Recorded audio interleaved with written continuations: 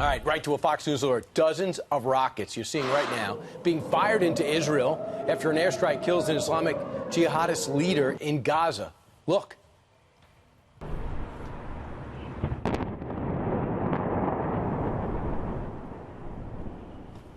The violence now escalating as Israel's Prime Minister Benjamin Netanyahu reveals the Islamic leader was planning a new attack. And that's why they struck. Trey Yingst is live in Gaza City with more on the cross-border attacks. So, Trey, they're shooting rockets from where you are in Gaza. They're intercepting some of them with the Iron Dome. Israel shooting some, and you're on a building that was just struck. Well, that's exactly right. The building next to us took a direct impact from a rocket that had misfired. Our building took some shrapnel. No one was injured, but the building next door almost completely destroyed. I want to show you the scene here right now because a rocket just got intercepted as you tossed here to me. You're going to see the camera pan here across the Gaza City skyline. My cameraman here is going to zoom in to some white smoke that you see. That was where the Israeli military intercepted a rocket, and we're going to pan up here.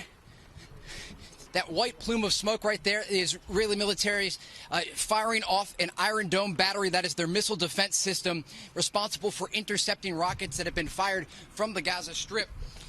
We did see about a 45-minute lull in the rockets that were being fired into southern Israel following this assassination of a senior Islamic Jihad commander last night by the Israeli military. The Israelis say he was responsible for a series of rockets that had been fired into Israel just last week. We did see a lot of escalation this morning as a result. What we are expecting this afternoon, though, is more escalation. Israeli Prime Minister Benjamin Netanyahu said that his forces do not want to see an escalation, but the factions here in Gaza have vowed to respond. We attended part of the funeral earlier today for Baha Abu al-Atta, the Islamic Jihad commander that was assassinated overnight. But again, his forces now, after the death of this commander, are responding. You just heard off in the distance another explosion. That is a rocket being fired into southern Israel. I do want you to take a look at the scene earlier today when that rocket misfired right next to our building. As dozens of rockets are fired into southern Israel, the Israelis are now responding, striking targets inside the Gaza Strip. Just moments ago, this building was hit. There were multiple people inside. We've seen a number of injured people come out, and they are looking to see whether or not anyone is injured or killed inside the building.